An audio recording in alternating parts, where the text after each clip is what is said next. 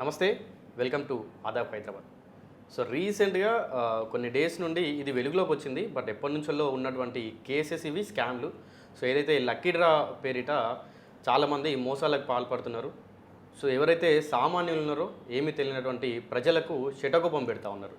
So కేవలం 300కి ఒక trolley ఇస్తామని చెప్పి, 999 కడితే ఒక 4 లక్షల వర్త్ డీజే ఇస్తామని చెప్పి, లేకుంటే 20 లక్షలు వర్తున్నటువంటి ఒక ఫ్లాట్ అంతా కూడా కేవలం మీరు ఒక 100 రూపీస్ కడితేనే లక్కీ డ్రాలో పార్టిసిపేట్ చేయొచ్చు అని చెప్పి కూడా కొన్ని లక్షల కోట్ల స్కామ్ జరుగుతూ ఉంది. సో దీని గురించి మాట్లాడడానికి మనతో పాటు హైకోర్టు అడ్వకేటు సుంకర్ నరేష్ ఉన్నారు. ఒకసారి మాట్లాడదాం. నమస్తే అన్న. నమస్తే బ్రదర్. సో ఫస్ట్ ఈ ఏదైతే స్కామ్లు ఉన్నాయో, జనాలకి శటకోపం పెడతా ఉన్నారో వాళ్ళ గురించి ఏం చెప్తారన్న? ఫస్ట్ మనం చెప్పాలి అంటే కనుక ఈ యొక్క స్కామ్స్ బారిన పడే బాధితులు ఎవరైతే ఉన్నారో ఒక్క మాటలో చెప్పాలి అని అంటే కనుక prevention is better then cure. మనలాంటి వాళ్ళు నెత్తి నోరు కొట్టుకుంటూ చెప్తూ ఉంటారు, అవును జాగ్రత్తగా ఉండండి అని చెప్పని. ఈరోజు ఆశ ఉండొచ్చు మనిషికి, అత్యాశ ఉండకూడదు. అంతే. అంటే 400 రూపాయలు కడితే 40 లక్షల రూపాయలు ఫార్చునర్ కారు అంటే స్వాధీనం చేసుకోవాలి, మనం దాన్ని ఏ విధంగా అయినా సరే సాధించుకోవాలి. అదేవిధంగా బయట మార్కెట్లో 1 కోటి రూపాయలు ఉన్న ఫ్లాట్ 10 లక్షలకు వచ్చేస్తుంది అని అంటే కనుక ఎలా సాధ్యపడుతుంది బ్రదర్? ఈరోజు ఆ విధంగా సాధ్యపడితే ప్రతి ఒక్కరు కూడా ఫ్రీ మనీకి అలవాటు పడతారు కదా. సో ఎవరైతే కనుక ఈ స్కీమ్స్ వైపు అట్రాక్ట్ అయ్యే బాధితులు ఉన్నారో వాళ్ళకి నేను చెప్పేది ఒకటే, దయచేసి అటువంటి ప్రకటనల వైపు మీరు మొగ్గు చూపొద్దు. ఆ విధంగా గనక మీరు అత్యాశగా పోయి మీరు కష్టపడినటువంటి సొమ్ము గనక వీటిలో పెడితే అల్టిమేట్గా రోడ్డున పడే కుటుంబాలు మీవే అవుతాయి అని చెప్పి మాత్రం నేను చెప్తున్నాను. ఒక సాహితీ infrastructure India private limited, భూదాటి Lakshminarayana pre launch offer తోటి బయట కోట్ల రూపాయలు ఇల్లు ఫ్లాట్స్ని చాలా తక్కువ ధరకి ఇస్తారని చెప్పని 3,000 కోట్లకి శటకోపం పెట్టాడు. అవును, ఫస్ట్ నుంచి నేనే ఫైట్ చేసినది మీకు అందరికీ తెలిసిన విషయం. మొన్న ఛార్జ్షీట్ కూడా ఫైల్ అవ్వడం జరిగింది. దాని తర్వాత కాకర్ల శ్రీనివాస్ జయా గ్రూప్ అని చెప్పని సేమ్ అదే మోడస్ ఆపరేండి చేయడం జరిగింది. అవును. అదేవిధంగా ఈ విధంగా చూసుకుంటూ వెళ్తే ప్రతి ఒక్కళ్ళు కూడా ఇటు ఇల్లు కావచ్చు, కార్లు కావచ్చు, లేదంటే కనుక ఇంట్లో కావాల్సినటువంటి వాల్యుబుల్ ఆర్టికల్స్ కావచ్చు, ఈ విధంగా పెద్ద ఎత్తున చాలా. అంటే ఇప్పుడు ఇన్ఫ్లుయెన్సర్లు ఆల్మోస్ట్ ఇప్పుడు ఒక 100 ఇన్ఫ్లుయెన్సర్స్ ఉంటే దాంట్లో ఒక 20% ఆఫ్ ది ఇన్ఫ్లుయెన్సర్లు ఏంటంటే ఈ లక్కీ డ్రా పేరిట స్కామ్స్ చేయడానికే చూస్తున్నారు. అది ఏదైనా అవ్వచ్చు. ఈవెన్ ఒక ప్రభాస్ మూవీ లేకుంటే ఒక pan Indian star movie release అవుతుందంటే సో టికెట్స్ మీకు లక్కీ డ్రాలో ఇస్తాను, నాకు కామెంట్ చేయండి, లేదంటే ఈ క్యూఆర్ పెడతాను, క్యూఆర్కి పేమెంట్ చేయండి, ఇట్లాంటివి అన్నీ కూడా చేస్తూ ఉన్నారు. సో ఇప్పుడు ఒకవేళ ఇవన్నీ ఏదైతే నిన్న కరటి కళ్యాణ్ పంజగుట్టలో కేసు ఫైల్ చేసిందన్నారు, ఒకవేళ రుజువు అయితే వీళ్ళందరూ కూడా నిజంగా ఒక 10,000 వర్తున్నటువంటి ప్రోడక్ట్కు లక్షల కొద్ది సొమ్ము వీళ్ళు తిన్నారు అని చెప్పి కనుక ఒకవేళ ఇవన్నీ రుజువు అయితే వాళ్ళపైన ఎట్లాంటి సెక్షన్స్ అప్లై అయితే, ఎట్లాంటి కేసెస్ అయితే వాళ్ళపైన? 1978 యాక్ట్ ఒకటి ఉంటుంది brother, chits and money circulations banning act అని చెప్పని, ప్రైజెస్ చిట్స్ బ్యానింగ్ యాక్ట్ అని చెప్పని ఒక యాక్ట్ ఉంటుంది. ఓకే. దాని ప్రకారం ఏంటి అని అంటే కనుక RBI norms, reserve bank of India అంటే ఒక మనీకి సంబంధించి సర్క్యులేషన్స్ కానీ స్కీమ్స్ కానీ నడిపించాలి అని అంటే కనుక దానికి ముందస్తు అనుమతి కావాలి, రైట్? ఇది ఒక ఓన్లీ ఇటువంటి ప్రైజెస్ మనీస్ గురించో లాటరీస్ గురించో కానే కాదు, చిట్స్ వ్యాపారం చేస్తూ ఉంటారు, మనందరికీ తెలిసిన విషయమే కదా. ఆ విధంగా చిట్స్ వ్యాపారం చేసే వాళ్ళు కూడా చిట్స్ వ్యాపారం చేయాలి అంటే కనుక డిస్ట్రిక్ట్ రిజిస్ట్రార్ దగ్గర రిజిస్ట్రేషన్ చేసుకోవాలి. ఆర్బీఐ నామ్స్ అనుగుణంగా వాళ్ళ యొక్క ఫామ్ రిజిస్ట్రేషన్ ఉండాలి. ఈ చిట్స్ చిన్న చిన్న చిట్స్ వ్యాపారాలు చిట్స్ అసలు మెయిన్ ఇదే, ఆ చట్టం పెట్టిందే ఈ చిట్స్ గురించి అనమాట. ఈ money circulations chits and prizes act ఏదైతే కనుక ఉందో 1970 యాక్ట్, దాంట్లో క్లియర్గా పొందుపరిచి ఉంది. ఈ రోజు మన ఇంటి దగ్గర కూడా చాలా మంది 10,000 చిట్టు ఉంది, అవును, 10 లక్షల చిట్టు ఉంది, 5 లక్షల చిట్టు ఉందని చెప్పని ఇంటి దగ్గర ఉండేవాళ్ళు, హౌస్ వైఫ్స్ కావచ్చు, లేదు అని అంటే కనుక ఇంటి దగ్గర ఆ కాలనీలో ఉండేవాళ్ళు కానీ ఈ చిట్స్ వ్యాపారం నడిపిస్తూ ఉంటారు. అటువంటి వ్యాపారం నడిపించడం కూడా without their being any proper certification registration, అది చట్ట విరుద్ధము. ఈ 1978 యాక్ట్ ప్రకారము వాళ్ళ మీద కూడా కేసులు బుక్ అవుతాయి.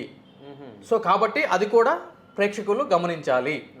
సో అదేవిధంగా ఈరోజు మనం చూసాము, తిరుమల తిరుపతి దేవస్థానం సాక్షిగా కొంతమంది పోరళ్ళు అవును. ఇన్ఫ్లుయెన్సర్ పేరుతోటి 399 రూపాయలకి ఈ యొక్క క్యూఆర్ కోడ్కి స్కాన్ చేస్తే మీకు ఫార్చునర్ వెహికల్ ఇస్తాము, అవును. ఇంకోటి ఇస్తాము, ఇంకొకటి ఇస్తాము అని చెప్పి చెప్పడం జరుగుతుంది. సో ఈ విధంగా చెయ్యడము చట్ట విరుద్ధము. సో దానికి సంబంధించి కరాటి కళ్యాణ్ గారు పంజాగుట్ట పోలీస్ స్టేషన్లో ఫిర్యాదు ఇస్తే 318 అంటే చీటింగ్, అదేవిధంగా మనీ సర్క్యులేషన్ బ్యానింగ్ యాక్ట్ ప్రకారము, అదేవిధంగా ఐటీ యాక్ట్, ఇదంతా ఎక్కడ చేస్తున్నారు, సోషల్ మీడియాలో చేస్తున్నారు కాబట్టి 66 ప్రకారము, ఇన్ఫర్మేషన్ టెక్నాలజీ యాక్ట్ ప్రకారము కేసులు అనేది నమోదు చేయడం జరిగింది. ఇవన్నీ కూడా 7 సంవత్సరాలు లోపు శిక్ష పడే అవకాశం ఆస్కారం ఉన్నటువంటి సెక్షన్స్ కాబట్టి వాళ్ళని అరెస్ట్ చేసే ఆస్కారం లేదు, దీంట్లో అరెస్ట్ చేసే అవకాశం లేదు. ఓకే. ఓన్లీ 35(3) నోటీస్ అనేది ఇవ్వబడటం జరుగుతుంది.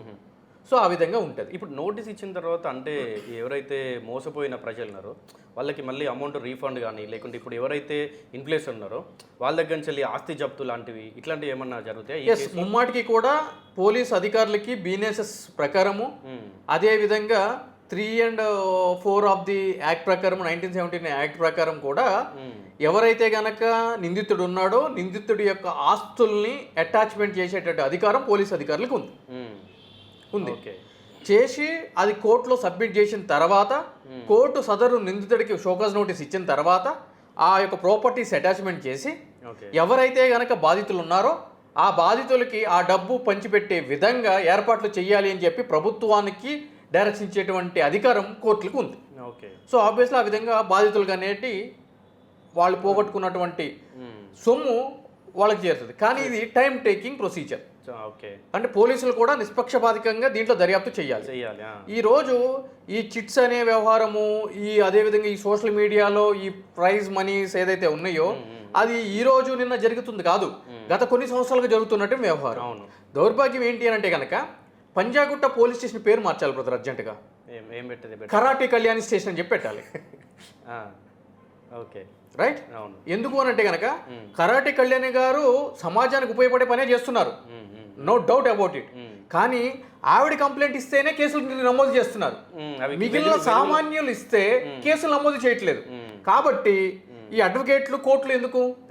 కరాటి కళ్యాణి పోలీస్ స్టేషన్ పెట్టి ఆవిడని అక్కడ కూర్చోబెడితే సీట్లో మాలాంటి వాళ్ళు కూడా వెళ్ళి ఆవిడకి వినతి పత్రం ఇస్తే కనుక ఆవిడే డైరెక్ట్ కేసులు రిజిస్టర్ చేపిస్తుంది కదా, సరిపోతుంది. అంతే. ఇప్పుడు సామాన్యులు కూడా కరాటి కళ్యాణ్కి ఇస్తే బాగుంటాయి అంటారు. నేను అడ్వైజ్ చేసేది ఏంటి అంటే కనుక మన ఛానల్ ద్వారా దయచేసి మీరందరూ కూడా డైరెక్ట్ పోలీస్ స్టేషన్కి వెళ్ళొద్దు, వెళ్తే వాళ్ళు ఎట్లా కేసులు తీసుకోరు.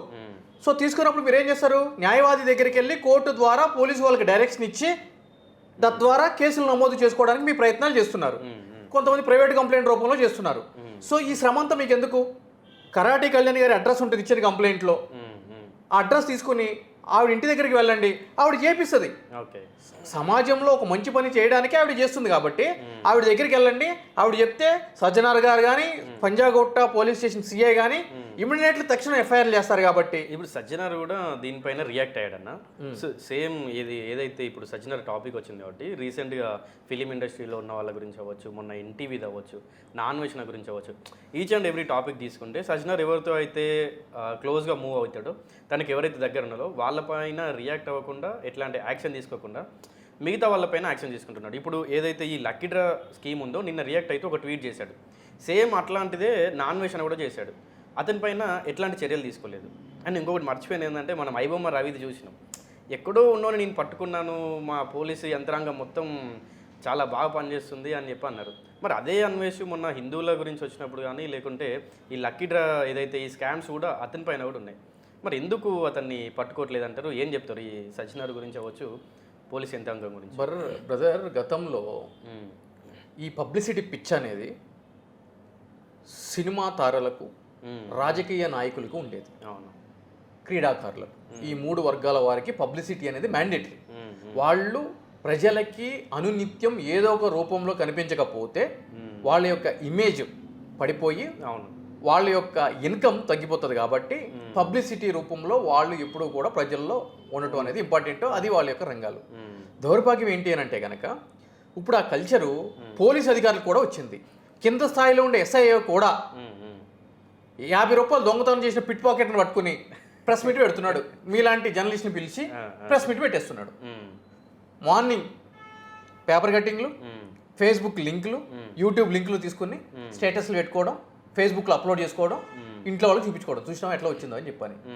అయితే ఐపీఎస్ ఆఫీసర్లు, ఐఏఎస్ ఆఫీసర్ల దగ్గరికి వచ్చేటప్పటికి ఈ కల్చరు చాలా దారుణంగా అయిపోయింది. దీనికి ఆద్యుడు ఎవడైనా ఉన్నాడు అని అంటే కనుక అది హైడ్రా రంగనాథ్. ఫస్ట్ రంగంలోకి దూకింది. సో వీళ్ళు పోటీ పడుతున్నారు. అంటే రంగనాథేనా ఇన్ని ప్రెస్ మీట్లు పెట్టేది, నేను పెట్టలేనా అని చెప్పి ఇంకొక పోలీస్ అధికారి. సో నేను ఏమంటాను అని అంటే కనుక మీరు నిజాయితీగా ఒక కేసు దర్యాప్తు చేసి ఆ దర్యాప్తు చేసిన దాని మీద కోర్టు శిక్ష విధించి మీరు చేసిన దర్యాప్తు వల్ల కొన్ని వందల మందికి న్యాయం జరిగితే అప్పుడు ప్రెస్ మీట్ పెట్టండి, సెల్యూట్ కొడతాం, నేను కూడా కొడతాం. రైట్? ఈ సినిమా ఇండస్ట్రీలో వాళ్ళని వెనక్కి వేసుకుని వాళ్ళని ప్రెస్ మీట్లు కూర్చోబెట్టుకుని పబ్లిసిటీ కొట్టడానికి మీరు ప్రెస్ మీట్లు పెట్టి ఈరోజు ఇదే పంజాగుట్ట పోలీస్ స్టేషన్లో అదే నాన్వేష్ మీద ఎఫ్ఐఆర్ రిజిస్టర్ అయింది. ఏది హిందూ దేవతల్ని వాళ్ళని వీళ్ళని అనుచితమైన వ్యాఖ్యలు చేశాడని చెప్పని. ఇదే Panjagutta CI press meet release చేశాడు, సేయింగ్ దట్ ఏంటి అంటే కనుక ఇన్స్టాగ్రామ్ క్రెడెన్షియల్ కావాలి అని చెప్పి మీరు రాసామని చెప్పని. ఏమైంది కేసు? అది ఎన్ని రోజులు అవుతుంది? ఆ ముచ్చట అయిపోయింది. ఇప్పుడు మళ్ళీ కొత్త ముచ్చట కావాలి. ఈ ప్రైజ్ మనీస్ గురించి మళ్ళీ వచ్చింది, మళ్ళీ ఇది అయిపోతుంది, రేపొద్దున ఇంకొకటి వస్తుంది. అంటే నేను ఏమంటున్నానంటే మీరు కేసులు రిజిస్టర్ చేయండి. సమాజంలో అన్యాయం జరిగినప్పుడు, అక్రమాలు జరిగినప్పుడు 100% మీరు కేసులు రిజిస్టర్ చేయాల్సిందే. కానీ కేసులు రిజిస్టర్ చేసి అయిపోయాయి, రిజిస్టర్ అవుతున్నాయి కానీ శనగలు బుక్కినామా చేతులు దులిపినామా ఖతం, ఇదే ఉంది ముచ్చట. ఇది కాదు పద్ధతి. ఎండ్ యూజర్కి న్యాయం జరగాలి. ఈరోజు ఈ ప్రైజ్ మనీ సర్క్యులేషన్ దాంట్లో ఎఫ్ఐఆర్ చేశారు కదా, నిందితులను పట్టుకుని వాళ్ళ యొక్క ఆస్తులు జప్తు చేసి కోర్టులో త్వరితగతిన ఛార్జ్షీట్ దాఖలు చేసి ఎవరైతే కనుక బాధితులు ఉన్నారో వాళ్ళందరికీ ఆ డబ్బులు చేరే విధంగా మీరు చేశారా? ఇప్పుడు వాళ్ళ బ్యాంక్ స్టేట్మెంట్ ఒకటి తీసుకుంటే ఏదైతే క్యూఆర్కి చేశారో అసలు ఎవరెవరు ఎంత కొట్టిర్రు, ఎన్ని పైసలు వచ్చినాయి అనేది మొత్తం ఉంటాయి దాంట్లో డీటెయిల్స్. సరే ఎక్కువ అమౌంట్ కాకపోయినా ఎవరెవరు ఎంత కొట్టిల్లో అదే అమౌంట్ ఒక 70-80% కూడా రిటర్న్ చేసే ఛాన్స్ ఉంటాయి. కానీ ఫస్ట్ అది చేస్తలేరు వీళ్ళు. బెట్టింగ్ యాప్లు ప్రమోట్ చేసేది ఎవరు బ్రదర్?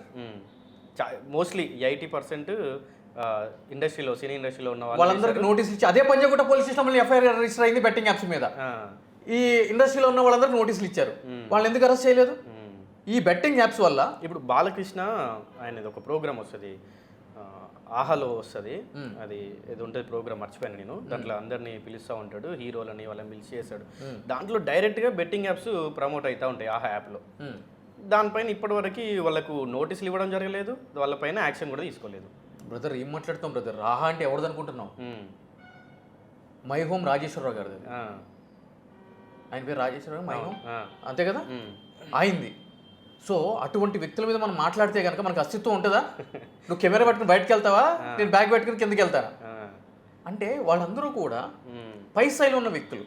మన ప్రతాపం ఎవరి మీద చూపిస్తాము? ఇండియాలో లేనోడి మీద, కింద స్థాయి వాడి మీద చూపిస్తాం. చూపిమని వాళ్ళ మీద. నువ్వు అన్నట్టు ఈరోజు బెట్టింగ్ యాప్స్ ప్రమోట్ చేసే సినీ తారుల్ని ఎందుకు అరెస్ట్ చేయలేదు? బెట్టింగ్ మీద ఉక్కు పాదం మోపుతాం అని చెప్పని అంటున్నారు. 23 కోట్లకు సంబంధించి నేను గత 5 నెలలుగా కొట్లాడి చేస్తున్నా. కోర్టులకు వెళ్ళాను, ఆర్డర్లు తీసుకుని వచ్చినాను. ఉప్పల్ సైబర్ క్రైమ్స్ సిఐ నాగాచార్య అని ఉంటాడు, మోస్ట్ కరప్టెడ్ ఆఫీసర్. ఫిర్యాదుదారుణ్ణి నిందితుడిగా చేర్చి వాళ్ళతో సెటిల్మెంట్ చేసుకోలేదని చెప్పని వాళ్ళని అరెస్ట్ చేయకోకుండా ఇతన్ని అరెస్ట్ చేయడానికి ప్రయత్నించాడు. అటువంటి కరప్టెడ్ ఆఫీసర్స్ ఉన్నారు అని చెప్పని మీడియా సాక్షిగా చెప్పినా కూడా ఈ రోజుకి యాక్షన్ లేదు. సో ఇవన్నీ కూడా పబ్లిసిటీ స్టంట్స్. సో యాక్షన్ అంటే నాకు ఒకటి గుర్తొచ్చింది అన్న, మిడిల్లో ఈ మధ్య చాలా వరకు ఆఫీసర్స్, గవర్నమెంట్ టీచర్స్ అవ్వచ్చు, గవర్నమెంట్ హాస్టల్ వార్డెన్స్ అవ్వచ్చు, వీళ్ళందరూ కూడా ఇట్లాంటి కరప్షన్కి పాల్పడినప్పుడు వీళ్ళు ఏం చేస్తున్నారంటే వేరే ఒక సిటీకి, వేరే డిస్టిక్కి ట్రాన్స్ఫర్ చేస్తున్నారు. సో ఇప్పుడు వేరే డిస్టిక్కి ట్రాన్స్ఫర్ చేసే వాళ్ళు ఆ స్కామ్లు ఏవైతే ఉన్నాయో ఇవన్నీ చేయకుండా ఉంటారా?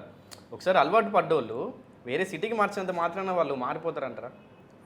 ఇమీడియట్లీగా అటువంటి జరిగినప్పుడు క్రిమినల్ కేసులు నమోదు చేయాలి, వాళ్ళని తక్షణం సస్పెండ్ చేయాలి, వాళ్ళ మీద ఒక డిసిప్లినరీ కమిటీ వేయాలి, నిజ నిజాలు నిగ్గు తేల్చాలి, వాళ్ళని రిమూవ్ ఫ్రమ్ సర్వీస్ చేయాలి. మోస్ట్ ఆఫ్ ది ఏసీబీ కేసెస్లో కూడా ఏం జరుగుతుందంటే కనుక ఇమీడియట్లీ ఎఫ్ఐఆర్ చేస్తున్నారు, కొన్ని కేసెస్లో సస్పెండ్ చేస్తున్నారు. వాళ్ళ మీద ప్రాసిక్యూషన్ అంటే కోర్టులో ఛార్జ్షీట్ వేసిన తర్వాత కోర్టు కేసు నడవాలి అని అంటే కనుక వాళ్ళ హయ్యర్ అథారిటీస్ నుంచి ప్రీవియస్ శాంక్షన్ అని చెప్పి కావాలి. అది ఇవ్వకుండా సెక్రటేరియట్లో ఇప్పుడు మీరు నాతో రండి, సెక్రటేరియట్కి వెళ్దాం, ఫైల్స్ పట్టుకుని ఎంతమంది ప్రభుత్వ అధికారులు అవును. సెక్రటేరియట్ చుట్టూ తిరుగుతారు. ఎందుకు తెలుసా? ఆ ఫైల్ మీద ప్రీవియస్ శాంక్షన్ రాకుండా, లెటర్ రాకోకుండా ఫైల్ బిల్ చేసుకుంటూ ఉంటారు. హాఫ్ శాలరీ వచ్చేస్తుంది వాళ్ళకి నొప్పి ఏముంటుంది. అవును. సో ఇవన్నీ కూడా ఏం జరుగుతుంది అని అంటే కనుక వ్యవస్థలో దొంగలు ఎవరు ఉన్నారు అని అంటే కనుక అధికారులే దొంగలు. అధికారులే దొంగలు. నువ్వు ఎవరి చేతికైతే గనక ఇంటిని కాపాడమని చెప్పి కీ ఇస్తున్నావో వాడే ఆ ఇంటిని దొంగతనం చేస్తున్నాడు. ఇంకెవరికి చెప్పుకుంటావు చెప్పు నువ్వు? ఇంటి కాపలాదారే ఇంటిని కొల్లగొట్టినప్పుడు నువ్వు ఎవరికి చెప్పుకుంటావు? అది పరిస్థితి. గళం ఎత్తుతున్న నాలాంటి వాళ్ళ మీద, టెలికాస్ట్ చేస్తున్న మీలాంటి వాళ్ళ మీద అక్రమ కేసులు బనాయించి ఎత్తుకుపోతారు. ఇప్పుడు మొన్న ఎన్టీవీ వాళ్ళపైన ఎడిటర్ దొంతు రమేష్ అవ్వచ్చు, జర్నలిస్టులు అవ్వచ్చు, కొంతమంది పైన కేసు ఫైల్ చేసి అరెస్ట్ చేశారు. అక్రమం కూడా పండుగ అని చూడకుండా అరెస్ట్ చేసారు. సో ఎందుకంటే ఇప్పుడు అందరూ రియాక్ట్ అయ్యారు. మంత్రులు అవ్వచ్చు, రేవంత్ రెడ్డి అవ్వచ్చు, చట్టం తన పని తాను చేసుకోబోతుంది, నిష్పక్షపాతంగా మేము పనిచేస్తున్నామని పోలీసు వాళ్ళు కూడా అన్నారు.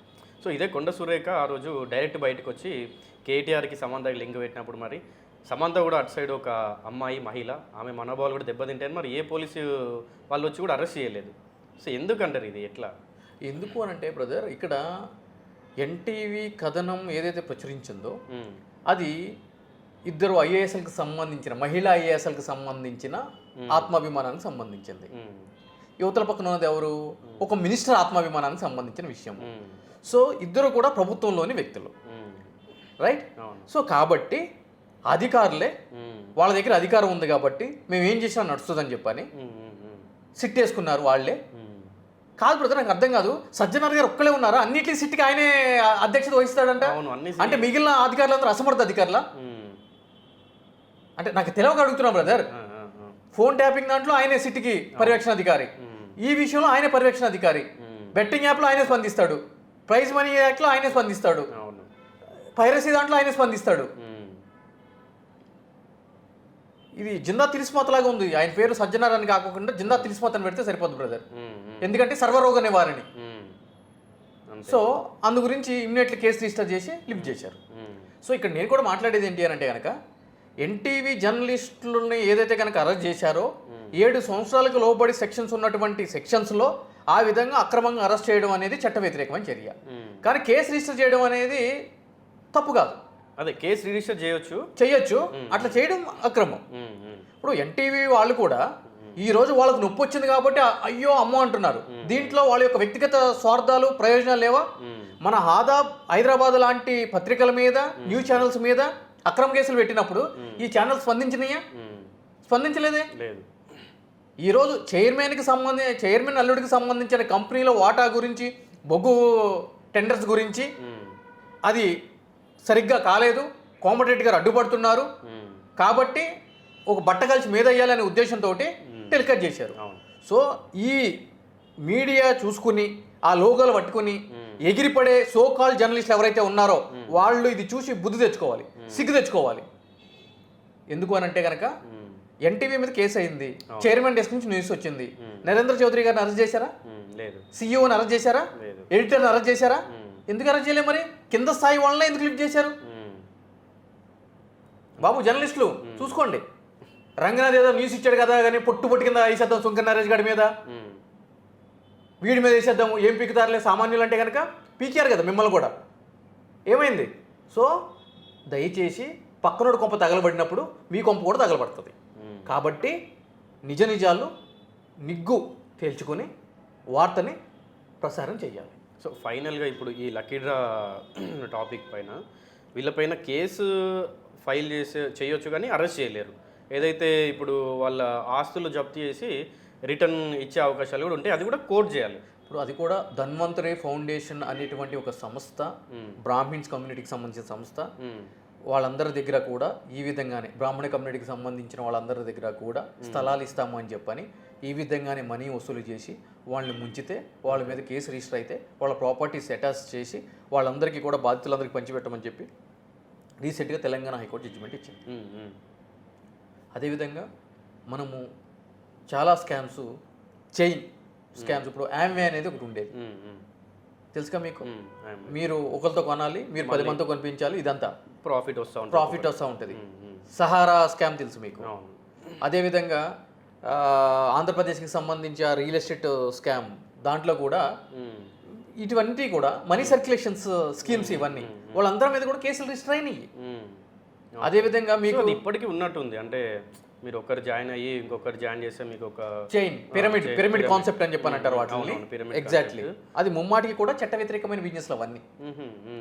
చట్ట వ్యతిరేకమైన బిజినెస్లు.